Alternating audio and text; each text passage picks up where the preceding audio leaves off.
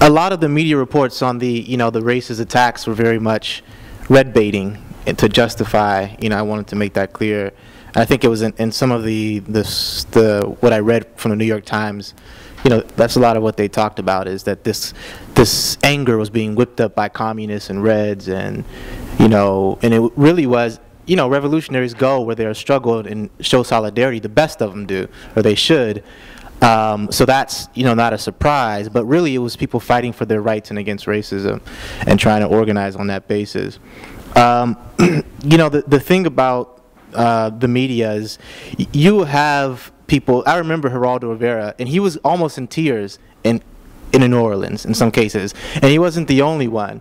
But they have different sides of it. They have the people, and it's a way to pull people in, and they did that with Trayvon Martin. And you have people like Soledad O'Brien, who's a person of color, who will talk about it, but then it's sort of like but then they have the other parts of it, where they call into question whether or not this is racism. It can't be racism because his mother is from Peru. He can't be racist. Yet, well, I won't even go into that. But it's not like they just carry one story, one line of thought. They have it designed a very specific way so they can actually begin to transform the perception of people.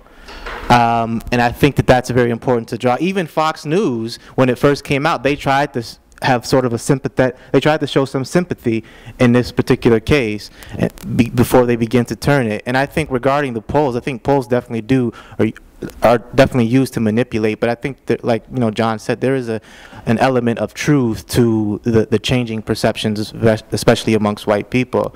But I think it also actually is being used to change the perception even in a more general way. And that's, we're at a low level of political consciousness, and so, the average white worker doesn't necessarily understand how racism works. And, remember, we're in a post-racial U.S. society, right? But these groups, these neighborhood watch groups, they do work hand in hand with cops.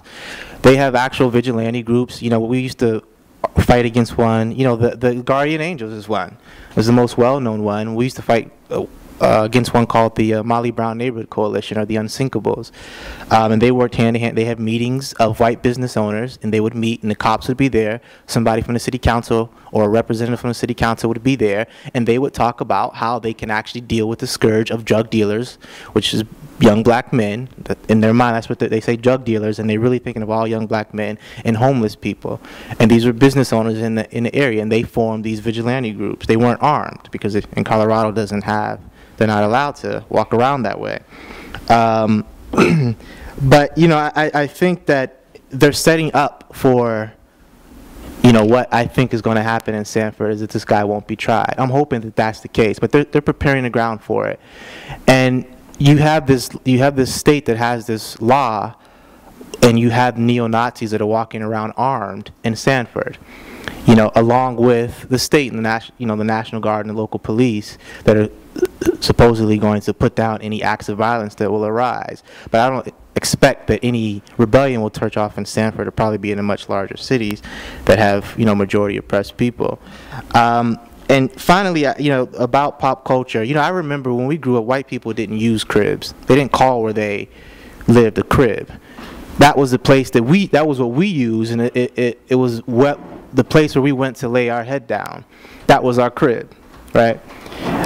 But it's interesting that MTV would use that now, and this is a television station that when it began, it would not play black music.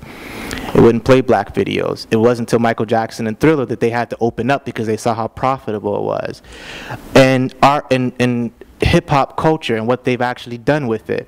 You see, some of the musicians who have some very negative, misogynistic lyrics, if you talk to them, and they've done interviews with some of them, are fairly progressive, or they can be in certain cases. It doesn't mean that they're not backwards, and they're not prone to backwards ideas and shit like that, because they are.